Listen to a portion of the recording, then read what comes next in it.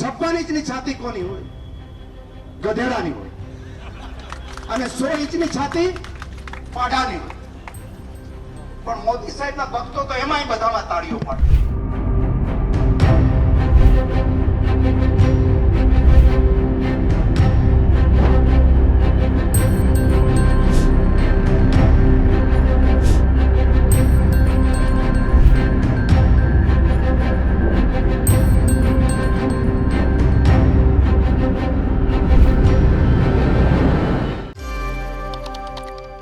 પહેલા સરકારને તમામ હદ વટાવીને વગોવી અને પછી પક્ષ પલટો કર્યા બાદ એ જ સરકારની સાહુકારી કરવી તે હવે સામાન્ય વાત થઈ ગઈ છે. જાહેરમાં સરકારને ગાળો ભાંડવી અને પછી સત્તાની લાલસા મળ્યા બાદ સ્વાર્થ સંતોષાયા બાદ જાહેરમાં ફરી જવું તેવા નેતાઓની તો ભરમાર પડી છે.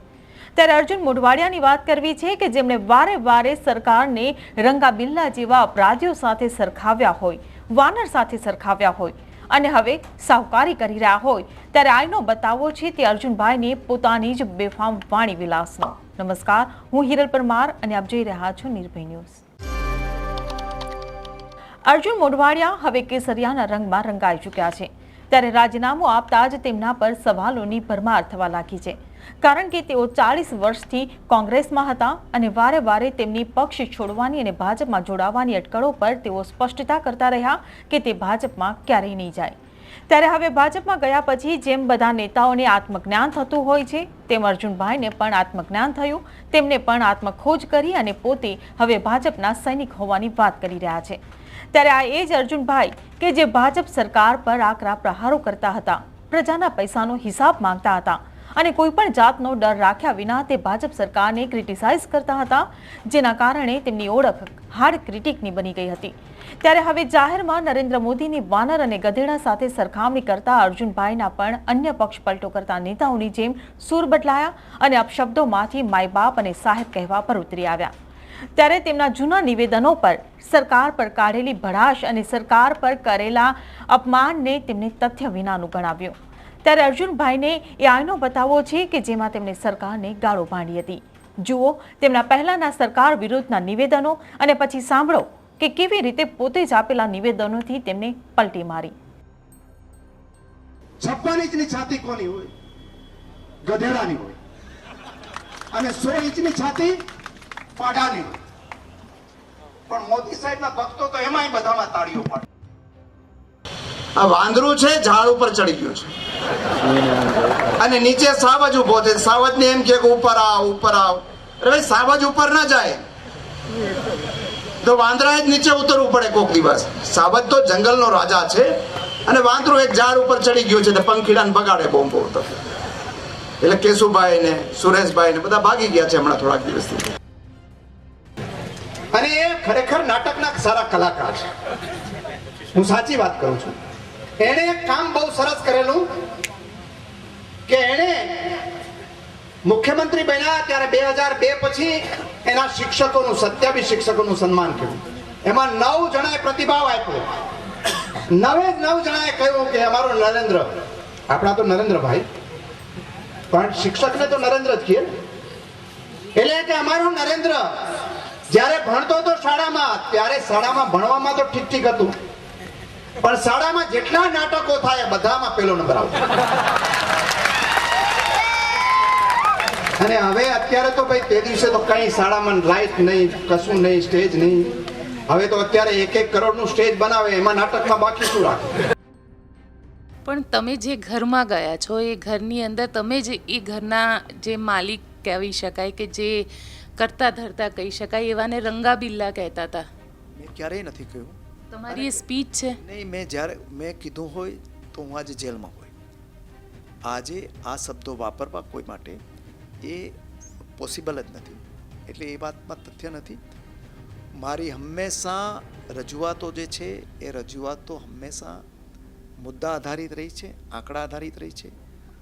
અને આવી બાબતની મેં ક્યારેય નથી કર્યું. એને કારણે જ આજે મારા ઉપર 151નો કેસ નથી.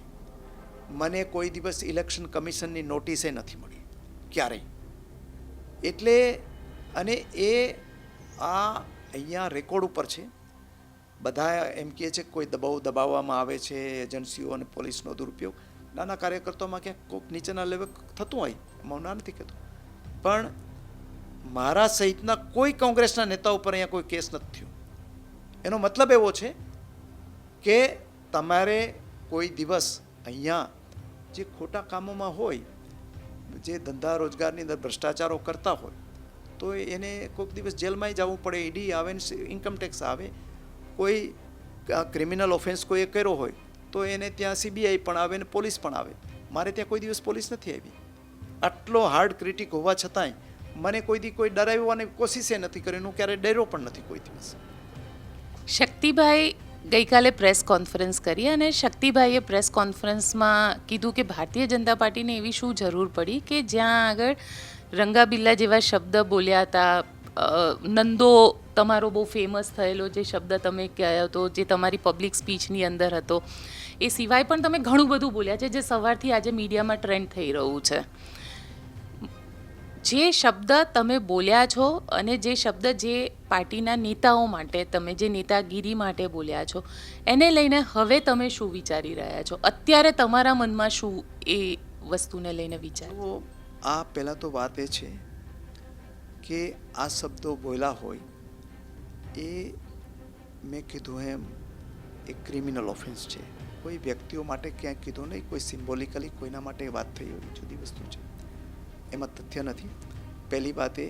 બીજી વાત એ છે કે આ તમે જો એમ કહેતા હોય, જે લોકો એમ કહે છે કે હું આવું કરતો હતો, તો તમે એને ગુમાવ્યા શું કરવા? એની આત્મખોજ તો એને કોઈ કરવી જોઈએ. શું કરવા મારા જેવા વ્યક્તિને ગુમાવ્યા? શું કારણ શું હતું તમારે? શું એવી ખામી હતી? એવું એના માટે કોઈએ પણ આત્મખોજ કરી છે ખરી ક્યારેય? અહીંયા નહીં, હું તો ત્યાંની વાત કરું છું કે કોઈક જગ્યાએ તો ક્યાંક કચાશ રહી હશે, ક્યાંક ઓળખવામાં થાપ ખાધી હશે.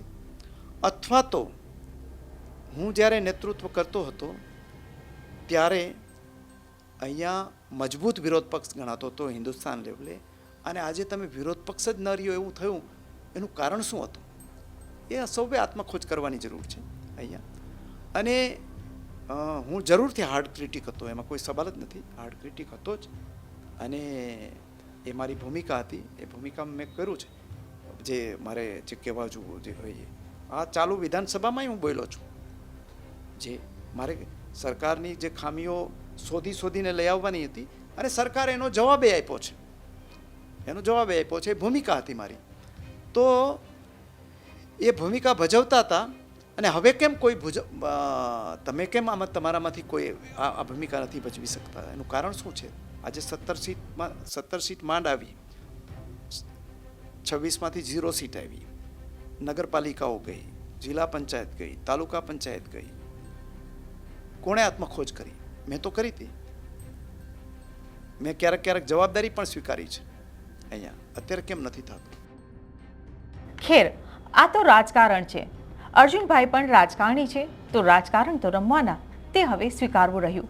પણ સવાલ અહીં એ પણ થાય કે જે CR પાટીલ અર્જુનભાઈને જૂઠવાડિયા કહેતા હતા, તે અર્જુનભાઈને હવે CR પાટીલે હરખની હેલી સાથે કેસરિયા કરાવ્યા છે. સાંભળો CR પાટીલના શબ્દો. જૂઠવાડિયા છે એ ફરી એમણે પોતે જ આજે સાબિત કર્યું છે. મારી પાસે 2019ની આ એફિડેવિટની કોપી જે તમને બધાને તમારા મોબાઈલમાં મોકલી આપવામાં આવી છે, એની અંદર એક પણ ગુનો મારા વિરુદ્ધમાં નથી. બીજું કે હમણાં સુપ્રીમ કોર્ટે જે ઓર્ડર કર્યો કે જે MP કે MLAની સામે કેસ ચાલતા હોય એને ઝડપમાં ચલાવવા માટે એનું જે લિસ્ટ હાઈકોર્ટે હમણાં જાહેર કર્યું, એમાં પણ કોઈ જગ્યાએ મારું નામ નથી, કેમ કે મારી સામે કોઈ કેસ જ નથી. અને જે કેસ છે તે રાહુલ ગાંધી સામે છે, સોનિયા ગાંધી સામે છે. એટલે એ જૂઠવડિયાને મારે કહેવું છે કે જે રાજીનામું લેવું હોય તો ત્યાં જા, અને ખરેખર એ આખા ઇલેક્શનને ગેરમાર્ગે દોરવાનો પ્રયત્ન કરે છે. એને ખબર છે કે કોંગ્રેસ હારી રહી છે, એટલા માટે અધ્યક્ષના નાતે મારી ઉપર એટેક કરવાનો પ્રયત્ન કરે છે. એ તદ્દન જુઠ્ઠો છે. આ પુરાવા પછી એમણે પોતે આત્મમંથન કરવું જોઈએ. ત્યારે હવે જોવું રહ્યું કે જે અર્જુન મોઢવાડિયા ભાજપ સરકારને સવાલ કરતા થાકતા નહોતા, તે હવે સરકારને સવાલ કરશે, પ્રજાના સવાલોનો જવાબ આપી શકશે. તમને શું લાગે છે? તેમને કમેન્ટ બોક્સમાં લખીને ચોક્કસથી જણાવશો. જો વિડીયો પસંદ આવ્યો હોય તો વિડીયોને લાઇક, શેર અને મારી ચેનલ નિર્ભય ન્યૂઝને સબસ્ક્રાઇબ કરવાનું ભૂલશો નહીં. આભાર.